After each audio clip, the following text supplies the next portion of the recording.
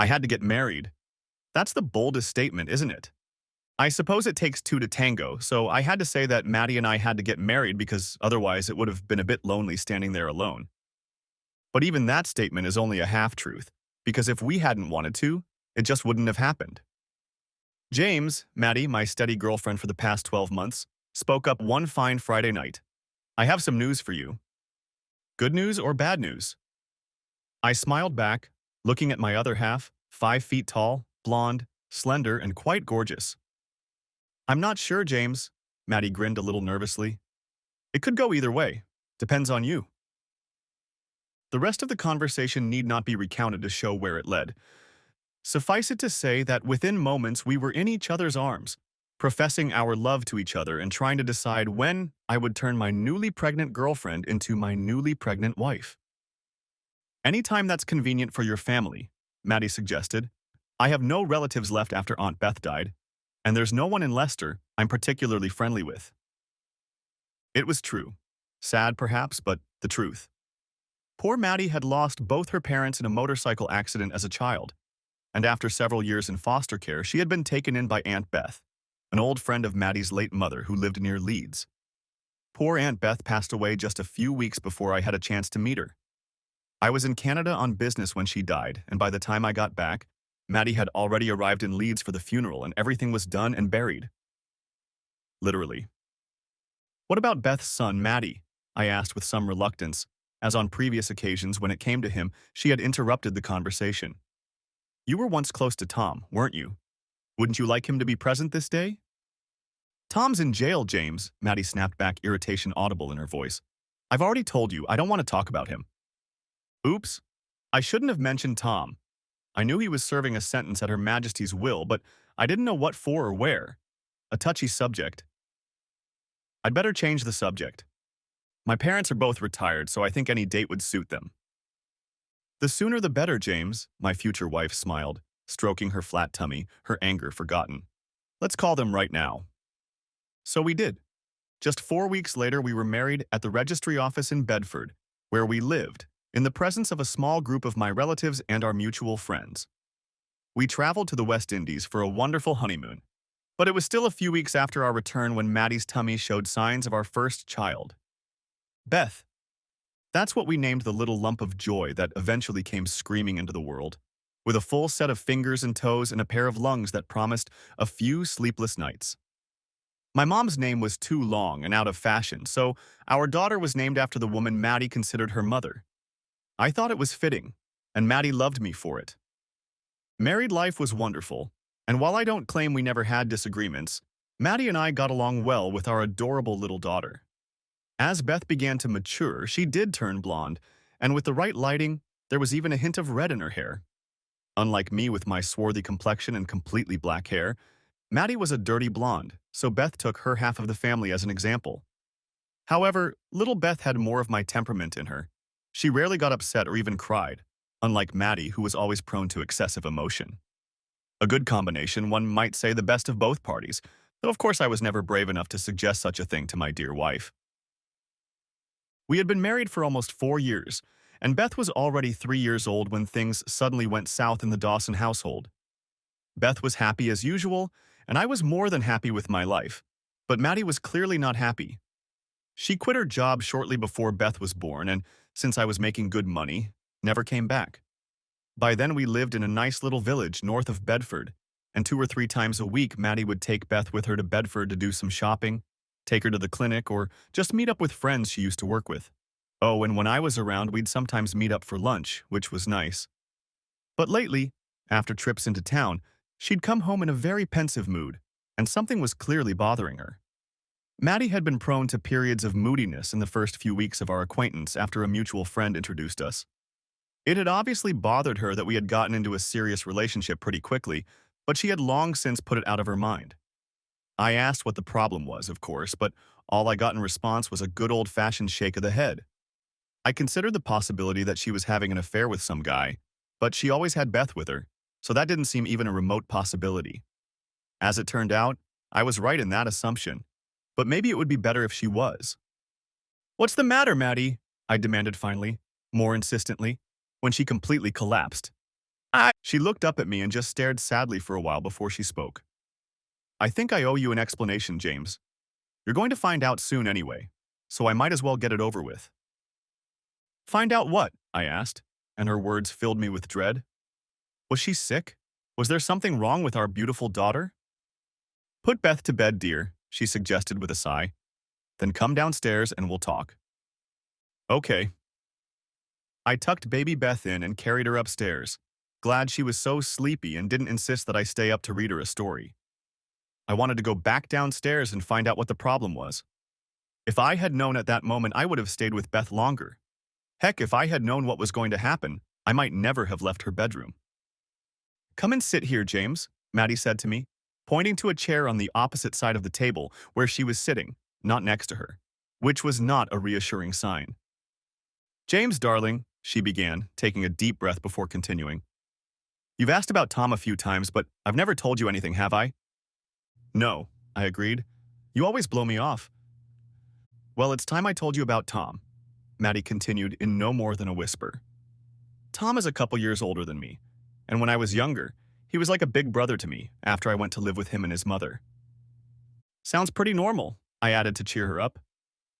Yeah, but things changed when we got older, James, Maddie continued, avoiding my gaze. We weren't really related and we became, well, boyfriend and girlfriend. I just nodded, wondering where this conversation was going and suspecting I wasn't going to like it. Then, as we moved into our teens, we became something more, much more. And what did his mother make of that? I asked, trying to keep my voice even and not overthinking what much more meant. She was all for it. Tom was a bit of a wild boy, just like his father was before he died on his motorcycle. I never told you, but the reason my parents and Tom were so friendly was because they were all bikers, Hell's Angels and all. Hell's Angels? I exclaimed, completely caught off guard. Yeah, Maddie replied. All four of them. But your parents died in a bicycle accident too, didn't they?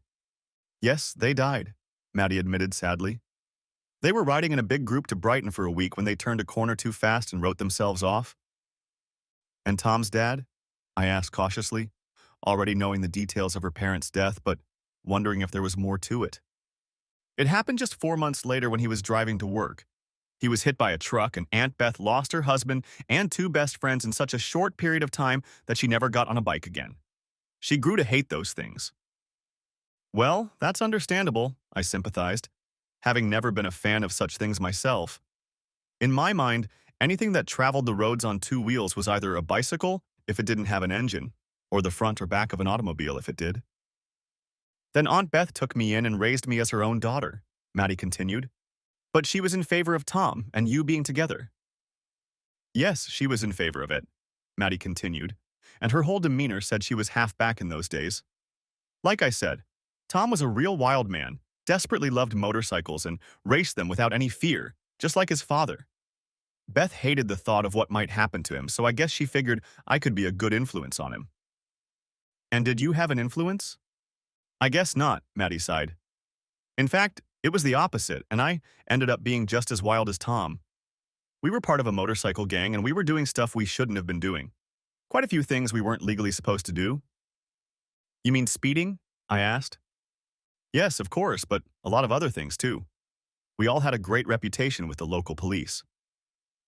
Is that how Tom ended up behind bars? I speculated aloud, still trying to realize that my dear, sweet young wife had once been a biker. At least that might explain the tattoo on her ass, which she never wanted to explain. Maddie didn't answer right away, just sat there looking like she was gathering her strength to say something to me. Sort of, she finally muttered, and I waited for her to continue. We were out with the bike club one night and on our way back from Manchester when we stopped to meet another group we knew. Tom was riding his new Honda with me in the back, and I was desperately begging him to let me try it. I didn't actually have a license, although I had previously ridden a less powerful Suzuki that he had, but I had never tried anything as heavy and powerful as his new bike, so he was reluctant. This upset me, and like a fool, I started flirting with another biker named Mike, who rode with a different gang. I knew he'd always liked me, and I tried on him a few times. Since I'm being so honest, I'll admit that he and I did have a bit of a relationship when Tom wasn't around.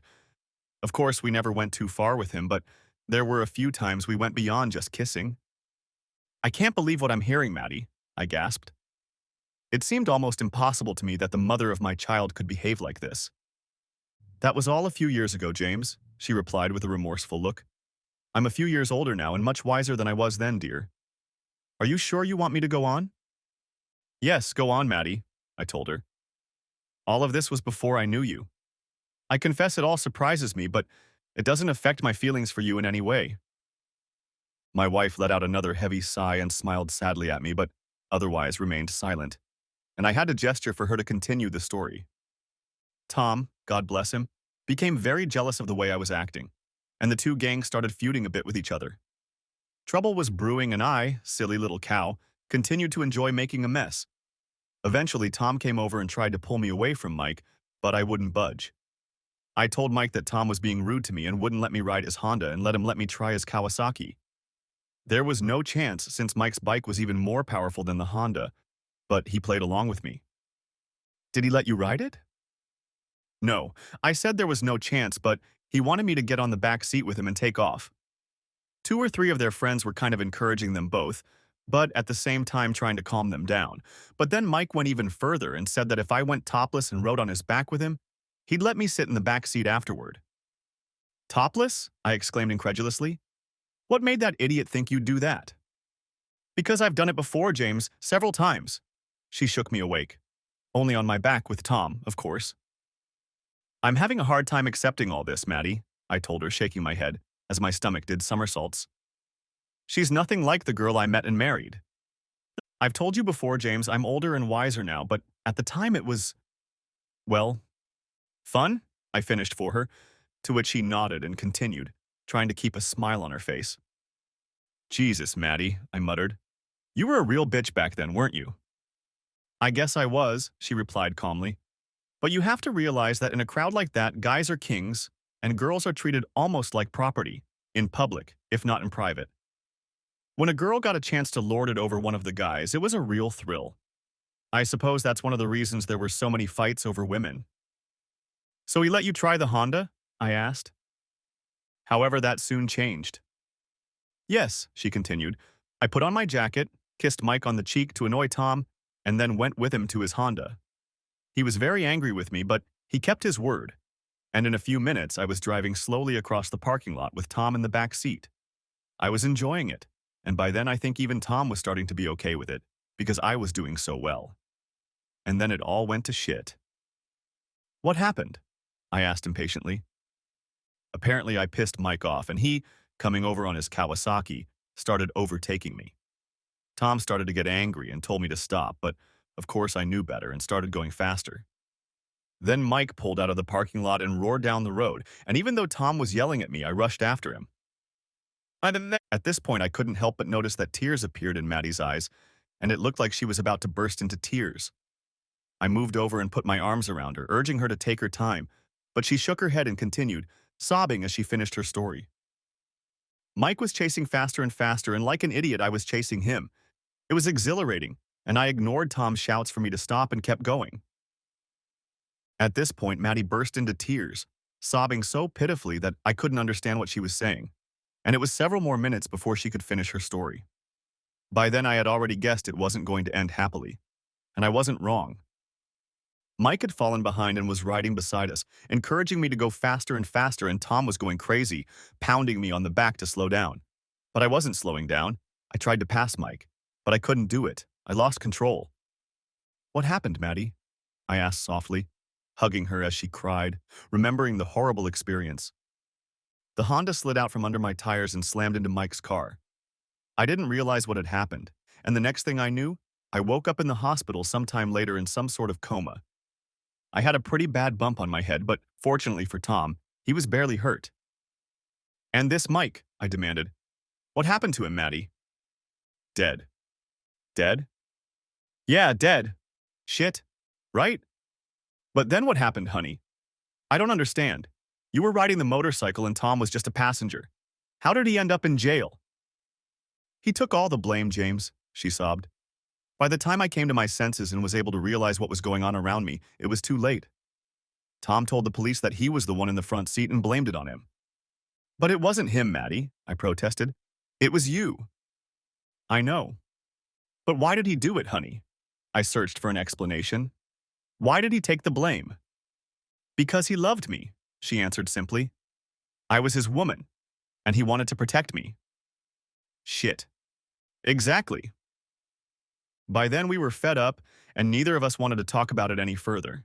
So we settled down on the couch and were silent for what seemed like an awfully long time. Eventually, I realized that there was more to the story, and I had to find out. What else do you want to tell me, Maddie? I asked at last. There must be more to Tom's actions than you've told me so far. Of course you're right, Maddie admitted. At the time, believe it or not, Tom had a clean history with the police. He got pulled over a few times, got speeding tickets and stuff, but nothing more than that. Mike didn't look too bad after the accident, so Tom didn't think anything serious was going to happen and told the police he was in the driver's seat. Unlike Tom, I had several criminal records, and he was afraid I'd be prosecuted, so, figuring it wasn't that serious, took the blame. You had 2 criminal records? I muttered, wondering what other revelations awaited me. Jesus, Maddie, were you a criminal? Not exactly, James, Maddie smiled guiltily. I've already told you about the cases I've been involved in. Both of them involved indecent exposure. What? Riding naked on a bike around the campground is one thing, but the cops didn't like that we were doing it downtown. Twice? I inquired. More than twice, Maddie whispered. I got caught 3 times, but they let me go the first time. And I didn't know if I could take that much more, but she went on to tell me how Mike had suddenly gotten worse and was suddenly out of the game, and Tom had stuck to his guns to protect Maddie. When the case went to trial, his case was scuttled, and he ended up getting an unexpectedly large sentence. Sounds like you owe a lot to that Tom, Maddie, I sighed when she stopped. When is he due out? That's the problem, James. He's got a few more years ahead of him, but I just found out that they're going to give him a furlough for good behavior, and he'll be out very soon. When? Thursday, she surprised me. The day after tomorrow. That's why I've been upset the last couple weeks. Jesus, what a mess. I rested my head on my hands and thought for a while. Maddie really owed a lot to this guy, and as much as I doubted it, I knew I couldn't just ask her to dump him after what he'd done for her. I didn't like it one bit, but she was my wife, I loved her, and I knew what had to be done. Poor bastard. While he was in jail for something he didn't even do, his mother died and his girlfriend married someone else. I guess he has nowhere to go when he gets out, doesn't he? I asked, silently praying that my assumption wouldn't turn out to be correct. Not really, she disappointed me. His mom's house is only rented, and he's lost touch with his old friends in Leeds. Wait a minute. I'd missed something.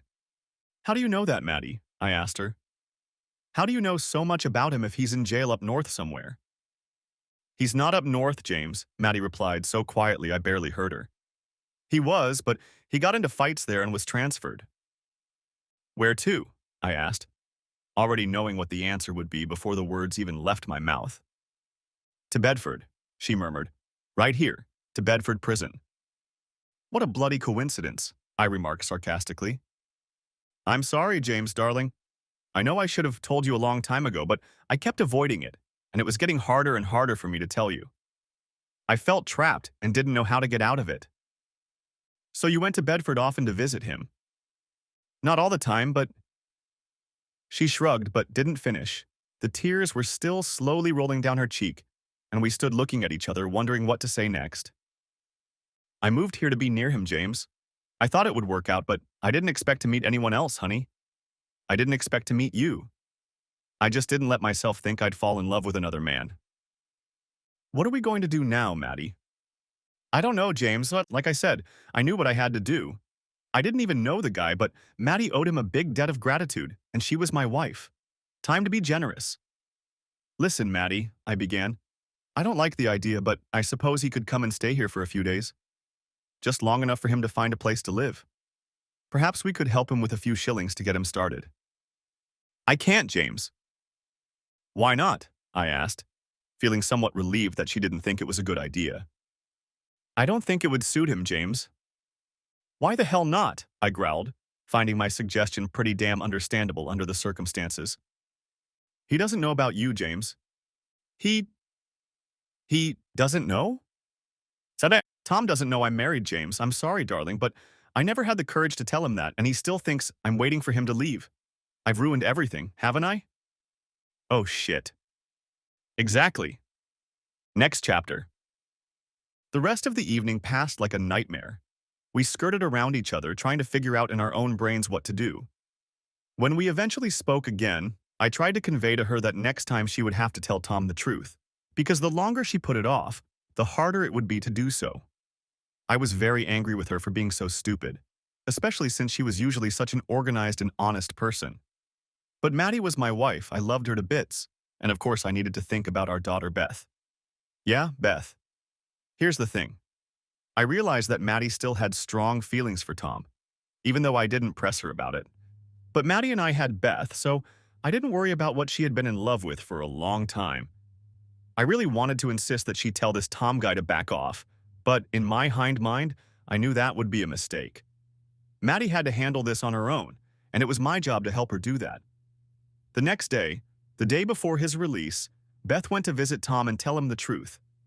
It wasn't easy, but it had to be done, and I took the day off to be there when she got home, knowing she would need my support. I waited for her at home, insides trying to turn inside out, wondering what state she'd come back in. Hi, Maddie. I greeted her at the door as she walked down the path to the garden. How did it go? How did Tom take it? Didn't take it, she replied, somewhat puzzled as she slipped past me. What do you mean, didn't take it? I didn't tell him, James, Maddie replied, without looking at me. He was so excited, like it was the best day of his life. I just couldn't do it, James. I just couldn't break his heart when he was so happy.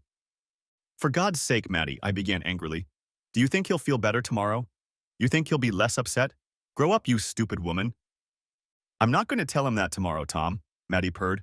I've made my decision, James, and I'm sorry, but I'm going to give him a few days of happiness before I destroy him. It's the least I owe him, James, whatever it costs me. I stood with my mouth open as the meaning of what my wife had said reached me. A few days of happiness? I asked anxiously. Yes, James, she replied, finally lifting her head with a determined expression on her face. I've booked a hotel room in town for tomorrow night, and I intend to repay Tom for what he's done for me. No way, Maddie, I shouted at her. If you think I'm going to stand by while another man entertains my wife, you have a lot to think about. Jesus, woman, I know you owe him, but this is ridiculous. You can't stop me, James, she screamed back. It's my decision, my body, and I'm going to do what I know how to do. I owe him so much, James. Please try to understand. I do understand. You're going to let another man entertain you. It's not going to happen, Maddie. It's just not going to happen. I've already made up my mind, James. Not a chance in hell, Maddie. I'll do it, James, darling. Please, why can't you understand? Then I might not be here when you get home, Maddie, I threatened. If you let him entertain you just once, our marriage will go down the drain. I was hoping you'd be more understanding, James, she began to plead with me. You know the situation I'm in, and I have to do this. Please, James, try to understand. There's nothing to understand, I exclaimed angrily. Then there's nothing to talk about, she shouted back. Damn you, James, why can't you understand? I'm not taking anything away from you. Damn you to hell. You do that and we're finished. Screw you, you miserable bastard, she finished, and ran out of the room, slamming the door behind her and leaving me standing there bewildered. And that was the end of it. I tried to talk to her later that night, but when it became clear that there was no way I was giving in, she just shut my mouth. I wanted to strangle that stupid cow, and I couldn't believe she couldn't see what she was doing to our relationship. What about Beth? Oh God. What about poor Beth, whose life was about to be torn apart? I got up pretty early, slept in the spare bedroom, got Beth up and dressed, and made her breakfast. I wasn't going to stick around and watch Maddie go off to commit an act of adultery, and I planned to take Maddie with me for the day so we wouldn't be there. Another day off work, but what the hell? I'll see you tomorrow, James, Maddie murmured, kissing and fussing around Beth as I was about to leave. Maybe, maybe not, I grudgingly muttered, pushing her away when she tried to kiss me too. Please don't be like this, James, she sobbed. It's going to be okay, honey, I promise you. Nothing's going to be okay, Maddie. Please change your mind. What happened to Mommy? Beth intervened as her mother began to cry. She's just being silly, honey, I replied, scooped her up in my arms, and without another word, ran out the door. All in all, the day spent with Beth wasn't too bad. It started with a trip to the zoo in Whipsnade and ended quite predictably at McDonald's. I decided that I really should spend more time with my daughter, although the prospect of doing it on my own in the future didn't really appeal to me. I tried, really tried, to understand how Maddie felt about this problem and could recognize how difficult it was for her. However, no matter how hard I tried, I could not agree with her actions. I then tried to put myself in Tom's shoes and found that I was having a hard time here as well. The poor guy went to jail for loving a woman, and what did the cow do to him? Gosh, what a nuisance. When is mommy coming home, Daddy? My little daughter asked when we got home. She's gone out for the night, honey, I told her, trying to sound lighthearted. She'll be back soon. Who did she leave with, Daddy? Just with a friend, I answered, not wanting to spread the word. Is it Tom? And here she shocked me. It had never occurred to me that my daughter might know something about him. How do you know about Tom? I asked nervously. Mom and I visit him, Dad, when we go to Bedford. It's not very nice there, but Mom says he can't live with us because the people there say he should stay where he is. I looked at my young daughter in bewilderment. What a bitch my loving wife had turned out to be behind my back.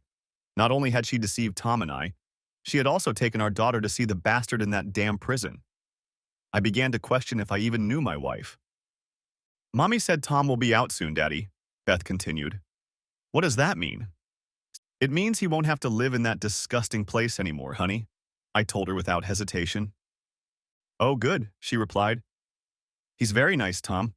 Will he be able to come and live with us then? I don't think so, Beth, I replied sadly. I just don't think it's possible. That night was awful, and I just didn't want to put my daughter to bed. It was one of those rare occasions when she had to tell me she was tired and wanted to go to bed. She eventually fell asleep in my arms, and I held her in my arms for a while longer until I finally gave up and carried her into the bedroom, taking no pleasure in the thought of having to spend the rest of the evening alone. The phone call didn't help, of course. Hi, honey, Maddie greeted me as I reluctantly picked up the phone. What do you need? I replied rudely.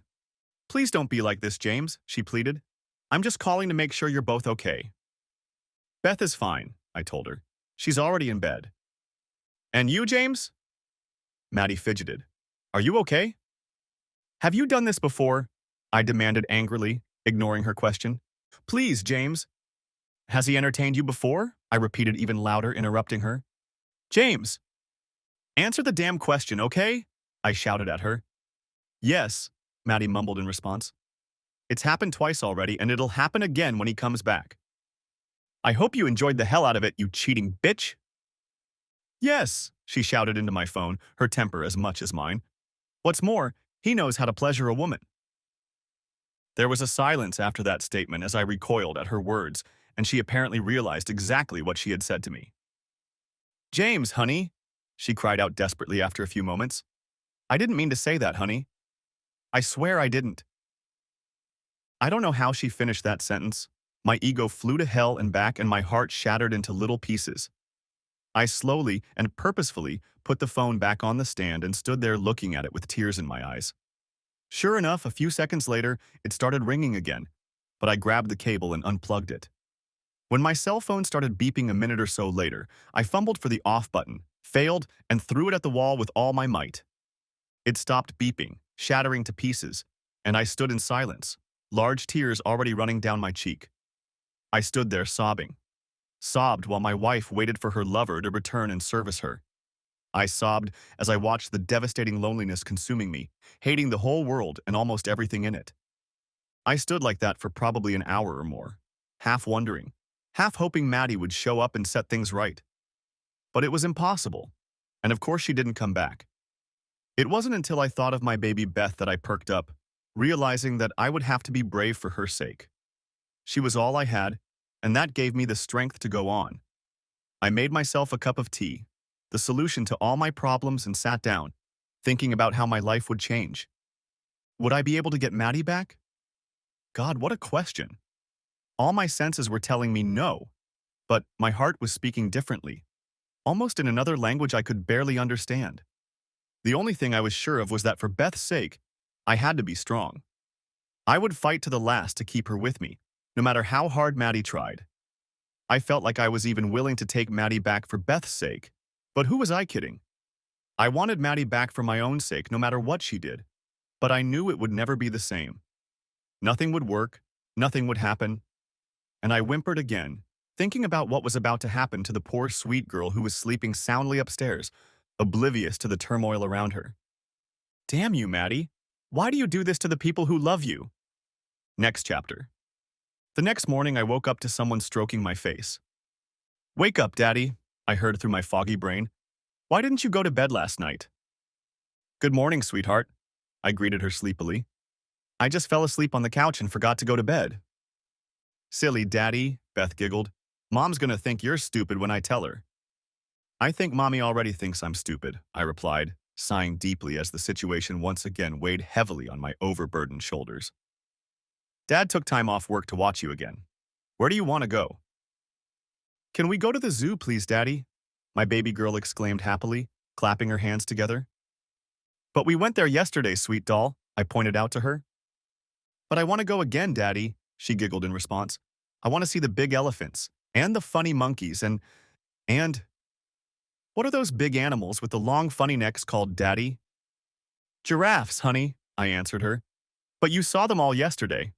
Why don't we go to Old Warden and look at the old airplanes? Are there lions and tigers and stuff there? No, Beth, no, I explained to her, quite imagining a trip to an old airplane museum I hadn't been to in years, if only for the distraction. But they have lots of other interesting things. Do they have a McDonald's there, Dad? I explained that they probably didn't, but we could find one on the way home, and that was the end of it. Yes. A half hour later, we were on our way back to the zoo. It was a nice day, and for a few hours I was able to more or less forget my troubles and enjoy my daughter. Maybe she'll be a veterinarian when she grows up. All was well until we walked out of McDonald's, full of triple burgers and frothy milkshakes, and the clouds started to descend again. How the hell could I have screwed this up? How could I have ruined our marriage and ruined little Beth's life? Maybe Maddie and I could get over her transgression, and in a few years all the problems with Tom would be a distant memory. Maybe. By the time we got home, little Beth was ready for bed, so we settled back on the couch, and for the second night in a row, I carried her sleeping form upstairs. So far, so good. But then I had to wait on my own to see what time Maddie would be back. We hadn't discussed the matter, so I had no idea when she was coming home. Heck, ever since she announced her plans, all we'd done was yell at each other. I promised myself that when she came back, I would stay calm and try to speak reasonably. Deep down, I understood why she felt she had to do what she did, but she had to understand my point of view. I highly doubted we could overcome what I only saw as her cheating on me, but for Beth's sake, I would do my best. But only if she tried her best too. I waited until 9 o'clock, somehow sure that was the time she'd be back. Then, I waited until 10 and started to get angry again. At 20 minutes past 10, the phone I had just plugged in rang. Hello, James Dawson here, I answered cautiously. Are you in a better mood than last night, James? The voice on the other end asked. Not much, Maddie, I replied. When are you coming home? Depends on you, James, she said, instantly reminding me of that fateful day when she first told me she was pregnant with Beth. If I come back in the morning, you will talk to me reasonably instead of yelling at me.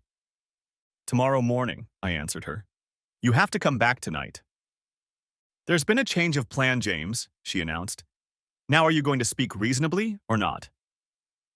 I counted to 5 to contain my fervor before answering. Have you told him yet? I asked, ignoring her question. Does he know about us being married? Yes, James, he does. So? He took it pretty well, Maddie informed me, as if discussing the news of being kicked off the village soccer team with someone. He took it a lot better than you did. Yeah, I replied, fighting the urge not to yell at her. And where exactly were you two when he took the news so well? No answer. And what exactly were you two doing when you broke the news to him, Maddie? I continued. Or were you already done? Still no answer. I'll see you when you get home, Maddie, I announced into the silent phone. That's when we'll decide if it's your house or not. This time Maddie hung up with a snap. In the morning, I picked up Beth, made her favorite breakfast, and drove her to the dance class she took every Saturday morning. There, I made arrangements with one of the other moms to pick her up and keep her for a while if I didn't make it back in time. Maddie usually picks her up, but she's been gone for a few nights, I explained, wondering how long it would be before the truth came out. It's okay, the other mom told me. Beth can stay with us all day if you want to spend some time with Maddie. Thanks, I said. I think I managed to smile, but I'm not sure. 15 minutes later, I walked back to our house and my heart raced when I saw that Maddie's car was already parked in its usual spot outside the house. It wasn't the way I wanted it to be, but hell, who cared? Where's Beth? Maddie asked sharply as I closed the door. What do you think? I replied rudely. You didn't do anything stupid, did you, James? She practically accused me. Depends on whether or not it's stupid to take her to dance lessons. Oh yeah, sorry, I forgot, Maddie mumbled embarrassedly. Okay, I had the first round to myself, but there was still a long way to go. Listen, James, she began again. Tom's been really nice about this whole mess, and he's made me realize that I'm not being very fair to you. If we just sit down and talk things out, we both think we can come up with something that will make all three of us happy. I assume you mean all four of us, Maddie, I clarified. Aren't you forgetting Beth? Yes, of course, James, Maddie hastened to reply. Of course, I mean all four of them. So, round two was over for me too. I was gaining points, but the future didn't look too bright. I gestured for her to continue. The thing is, James, I love you and always will. But now that Tom is back, things have changed, haven't they? How so? I don't think I've stopped loving him, James, my wife explained to me. I'm sorry, James, but I love two men. The problem is, I decided to remind her, the second one might give you pleasure. James, she shrieked. I didn't mean to say that. I got angry, lost my temper, and frankly, I didn't want to say it. But it's true, isn't it? So what? Maddie sobbed. What difference does it make? I've never complained about your performance, and I never will. Damn right, never, I contradicted her. And you never will because you'll never have the opportunity to compare us again. Please, James, she continued desperately, not giving up. Please at least listen to what Tom and I have come up with. Please listen to James. I shrugged, half agreeing to listen, and in a more confident voice she continued. We, meaning Tom and I, have decided that we can come to an agreement between us. I could continue to live here with you and Beth, so we could be like a little family, and Tom could get an apartment or something nearby. So you'd be able to visit him, I suppose? I asked incredulously.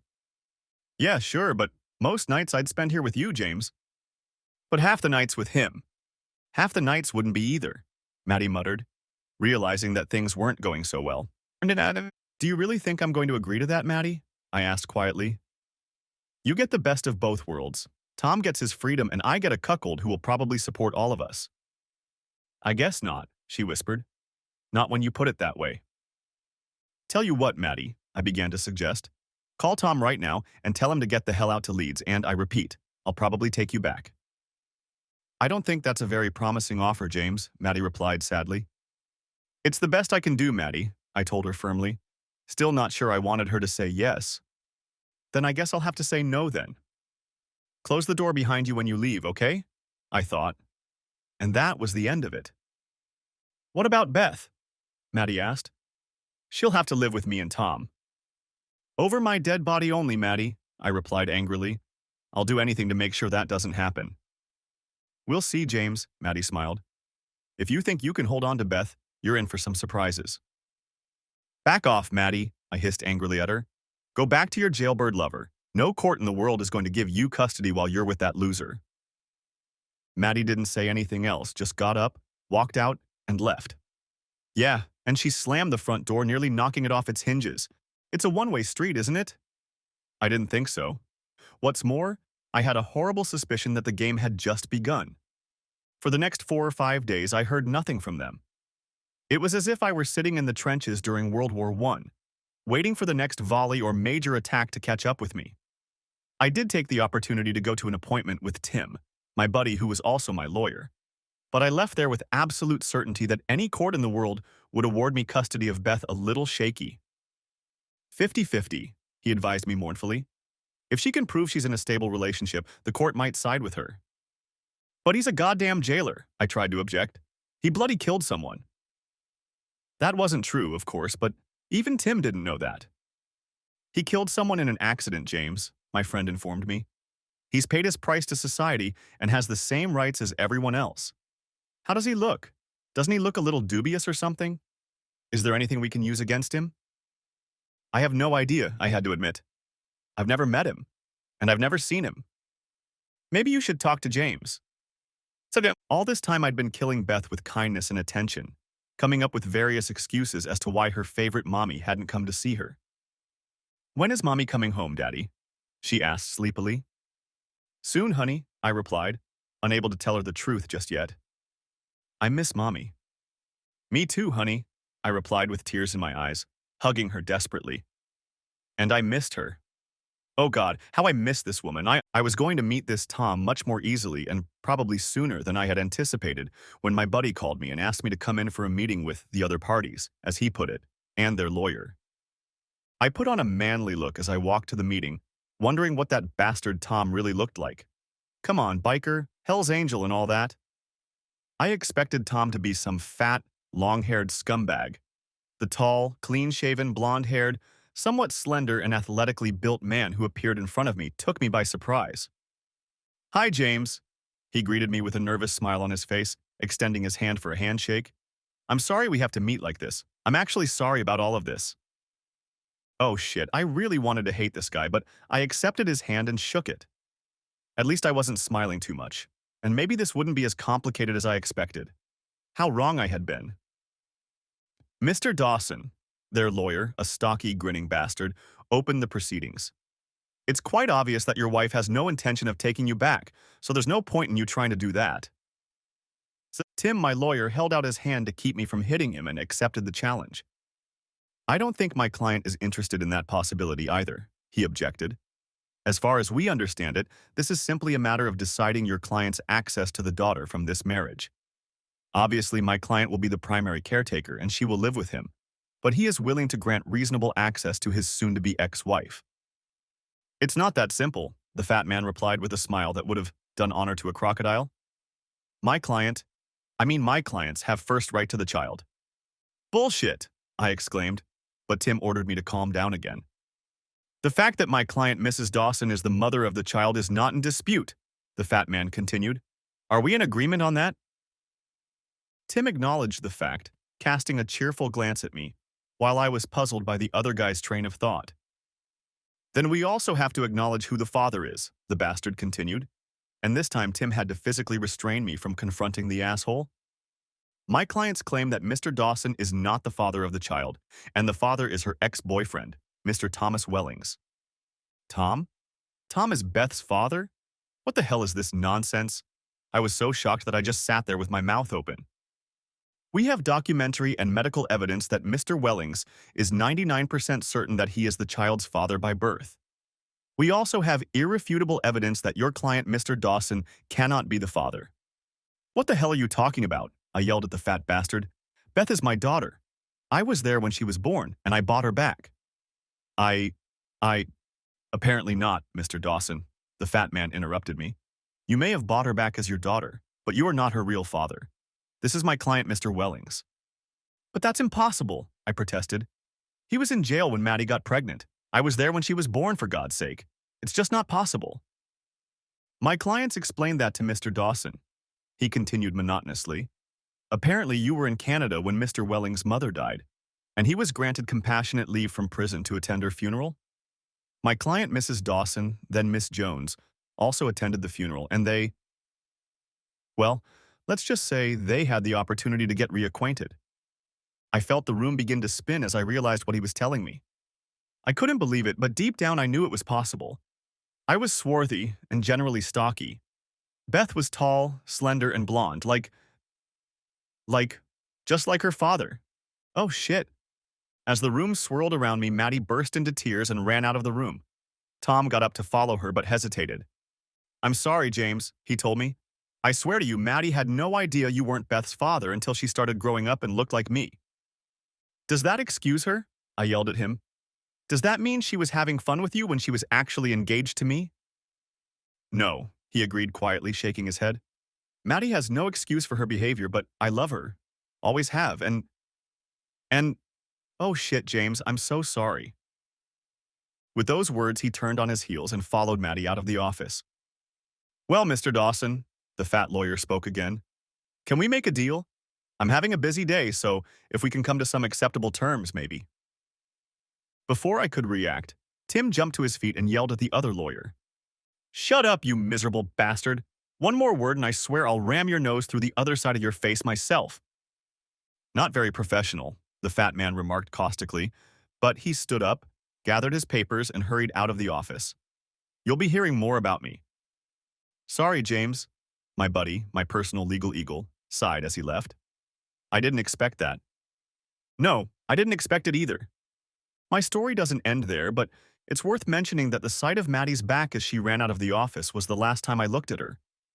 Had I known that then, perhaps my actions over the next period of time might have been different, but on reflection, perhaps not. Tim called his secretary and told her to cancel all business for the rest of the day, and despite her protests, took me under his arm and practically dragged me in a daze to the nearest pub. There, the two of us drank the first 3 pints in the time it took to order them. And within the next hour, somewhat mysteriously, 5 or 6 of my best buddies showed up to help me drink myself into unconsciousness. I don't remember the end of the evening or leaving, nor do I remember the next day, as the first coherent thought came to me the next morning. I woke up in a strange bed with a strange woman. I never realized what the arrangement was, but if anyone was paying her, it certainly wasn't me. Anyway, the girl disappeared, and I never saw her again. I'm not going to pretend that a black cloud has descended on me and I've withdrawn from the world. I'm the kind of person who believes that his glass is half full, not half empty, and with that positive attitude I set about organizing my life. Of course, it wasn't without a black cloud, but I tried my best. I met everyone who came my way, pretty or not, but most often I found women with children, single mothers, or divorcees. As you can imagine, this made me quite popular, and I got my just reward quite often, but the only one of them I developed feelings for dumped me when she accused me of only needing me for my daughter. True, I was trying perhaps too zealously to replace my daughter Beth. I was trying to find a partner to replace Beth. Crazy? Yes, I know, but that's what it was. Eventually, I realized my problem and tried to fix it. It cut down on the number of women I dated, but there was nothing wrong with that. What about Beth herself, you might reasonably ask? Yes, I insisted on having access to her even though there was no blood connection between us. But it was a bloody disaster. Maddie and Tom moved back to Leeds and I had to come down one day for a week to visit her. Neither Maddie nor Tom minded, to be honest, and really did everything they could to make the trip easier for me. Tom was the one I talked to every time I called, and Tom was the one who met me when I came to pick up Beth, and Maddie was probably wise to make sure I couldn't meet her. But it didn't go very well. Poor Beth was just confused and spent all day trying to talk me into coming and living with them, not realizing at her tender age how unlikely it was that it would ever happen. She kept going on and on about it, unable to accept that Daddy didn't love Mommy anymore, constantly telling me how good Papa Tom was and how happy I would be. When I took her back, she cried when she realized I was going to keep her and clung to me, screaming out words and throwing tantrums. Eventually, Tom had to pull her off me and hold her in his arms as I ran out of the house, my tears matching poor Beth's. It was awful and broke my heart again, perhaps even more than before. It was the worst decision of my life, but from that moment on I swore I would never come to see her again. I couldn't put little Beth through that kind of suffering again, and I didn't think I could take it. When I told Tom about my decision, he tried to talk me out of it, saying that they would do everything they could to make it less traumatic next time. But deep down, we both knew it had to be for the best. In the end, we agreed that I would give her 6 months to give Beth time to settle into her new life, and then we would see. We agreed, but we both knew what that meant. For her sake, I would no longer be a part of her life. Maybe when she grew up, I promised myself. Maybe when she graduated high school or something. I promised myself all sorts of things, but in reality, I was once again completely on my own. And the memories of my wife and daughter were just memories. I will be forever grateful that I didn't kill myself. Life went on, as it usually does, and my painful memories faded somewhat. They say time is a wonderful medicine, but I can assure you that it is not a miracle cure. It takes work, and I've been working at it, building a new life for myself. When the first Christmas came, I couldn't let it go by without doing something. I went and bought a gift for Beth and sent it off, not knowing how to sign it or say who it was from, not wanting to reignite old heartache. I was very surprised when I received a letter from Leeds the week after Christmas. Yes, Beth had written me a little letter thanking me and telling me some things about her life. Apparently, some adult had helped her, and I was sure it was Tom and not my ex-wife. I wondered if she even knew the letter had been sent, but didn't let myself dwell on that possibility. In the letter, she referred to me as Papa James. I knew that meant I had been demoted and that Daddy was undoubtedly now Tom, but it amused me greatly. I was sure that Beth had two parents who loved her, and that I had a name by which she would probably always remember me. Daddy James. I continued to send her gifts for every birthday and Christmas, continued to receive thank you letters and pictures from her, proudly noting how her handwriting had improved over the next couple years or so. Often Tom would send a little note telling me how well she was doing at school or at a dance or something, but never once did he mention that I should visit her again. I guess I secretly hoped we'd get together soon, but a year or so later Beth mentioned her little brother in one of her letters, and I realized I'd better not drag this out. Tom and Maddie had two kids, and I wasn't part of that family. Next chapter. Not surprisingly, my buddy Tim's wife had a girlfriend. Well, sure, she had lots of friends, but you know what I mean. Her name was Sally. She was a lawyer, a couple years younger than me, dark-haired and slender, with the most fantastic pair of legs I'd ever seen. The fact that I was mentioning her here at all clearly meant that Sally had become something special. Our interests matched so much that it seemed as if we had always been meant for each other. Eventually, I popped the question. We were both divorced, had good jobs, and just loved each other. "Oh, James," she answered me with a wide smile on her face, "I'd love to." But there was one but. An unspoken but undeniable but. "What is it, Sally?" I asked, wondering what that but might be. "I know your story, James," she replied quietly. "You're going to want to have children, aren't you?" "Of course, Sally," I grinned back. "At least two, and maybe more." "But I can't have children, James," she shook her head. "That's why my last marriage fell apart. My ex desperately wanted a son to continue his lineage." "You never told me that," I whispered, remembering that her ex-husband David was some petty baronet or something, which was why a son would be so important. "Whose fault is this?" "Mine, James. We were tested and David was fine, but my eggs turned out not to be quite what they should be. Not impossible, but not very likely." "And he ended your marriage just because of that?" I asked, surprised. "David always seemed like such a nice, reasonable guy whenever I met him." "No, it wasn't just that," Sally answered me, a little sadly. "But it was that little problem that led to arguments and eventually to our divorce." "I'm so sorry, Sally. I didn't have the slightest idea. Couldn't you have adopted a child or something?" "I would have adopted, but David's family was totally against it, and it ended up driving a wedge between us." "Sad," I commented. "Very sad," she agreed. "But then I wouldn't have met you, would I?" "So you'll marry me," I pounced on her.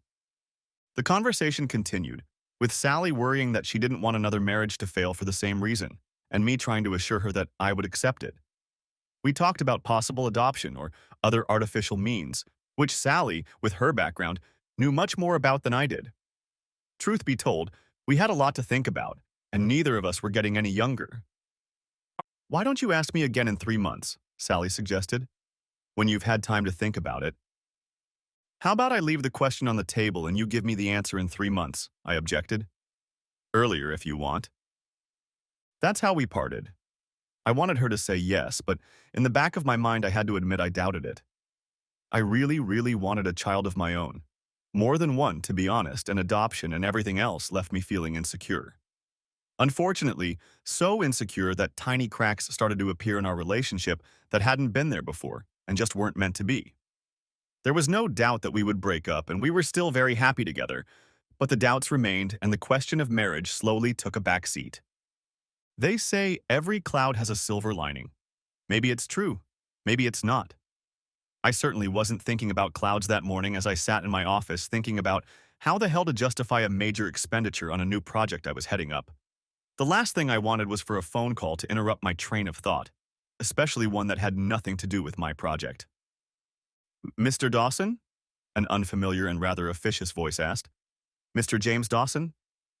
"That's me," I replied carelessly, still focused on how to make $250,000 seem like pocket money.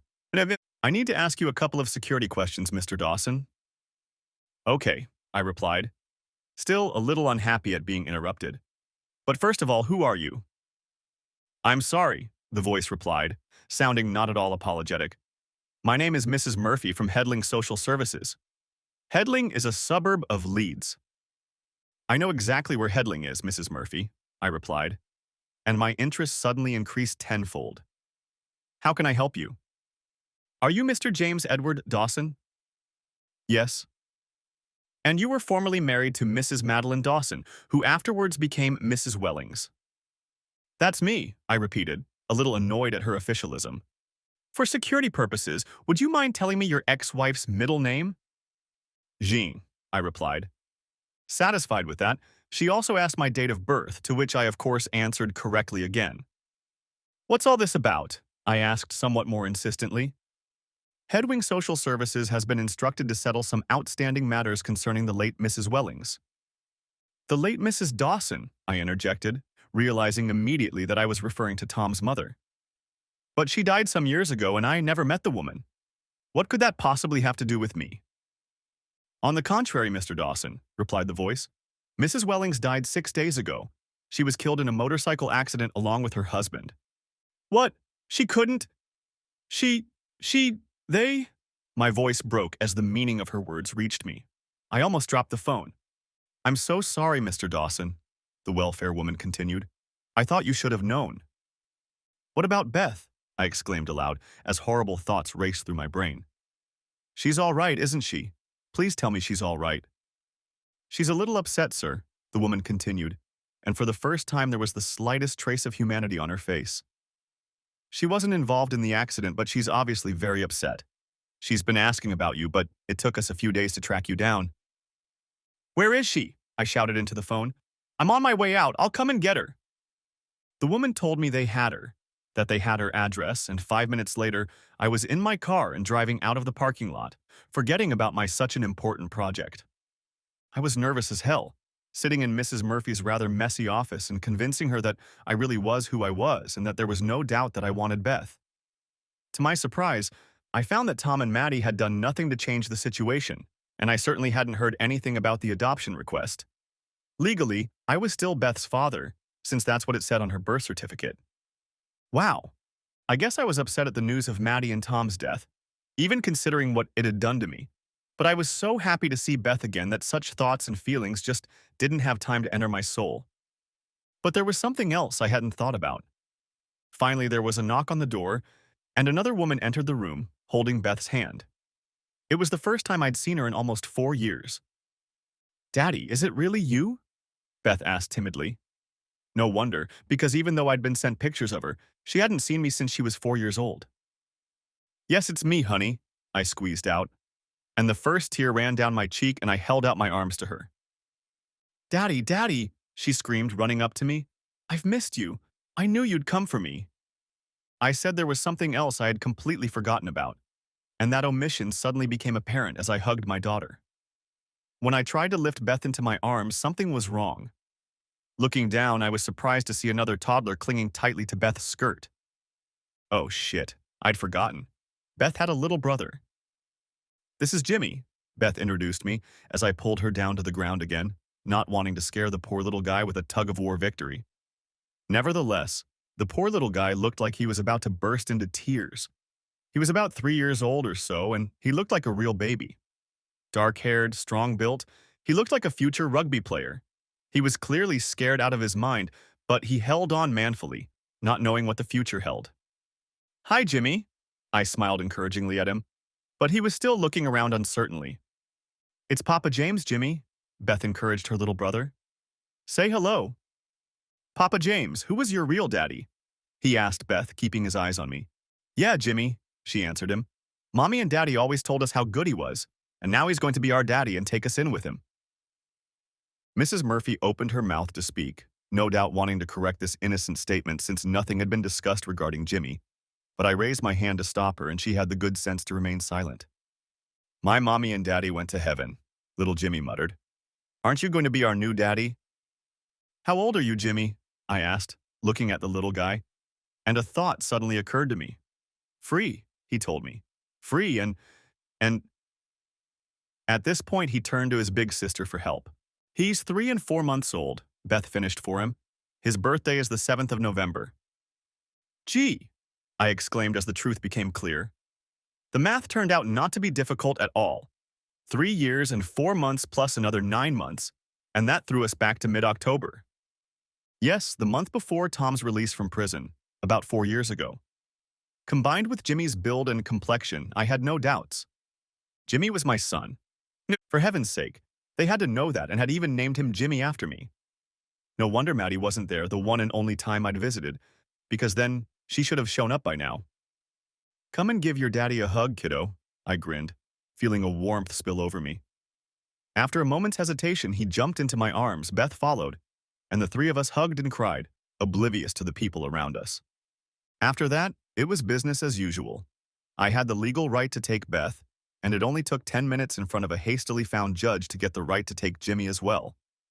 Of course, I'd have to do the paperwork later, but I had a solicitor I knew who I hoped would be happy to help me with that. This is my friend Sally. I introduced my 2 new charges the next day, noticing that her eyes had already clouded over. Are you going to be our new mom? Little Jimmy asked. Hush, Jimmy, Beth admonished her brother. Daddy said this woman is a friend of his. Sally stared at them for a few moments before saying something, and I held my breath. It's okay, Beth, she finally managed to murmur, looking down at the rolling tears. If your daddy still wants me, I think you two are the answer to our prayers, and I'd love to be your new mom. The offer was still on the table, and the 3 months hadn't expired yet, so you can guess how it ended, can't you? Sally and I took them both for a walk that day, holding hands, running together, playing together, laughing together, and watching together. Yes, that's right. We went to the damn zoo again. Of course, there were hard times in the months and years that followed, as my kids reminisced about how Tom and Maddie were their parents. But time heals, and those times passed as our children grew up, and Sally and I began to age happily together. Beth became a veterinarian, happily married to a young civil engineer, and we look forward to the arrival of our first grandchildren. Jimmy joined the Royal Air Force and has just received his wings.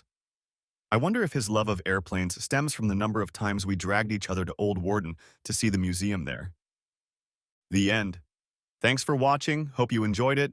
Subscribe to my channel and watch for the next video.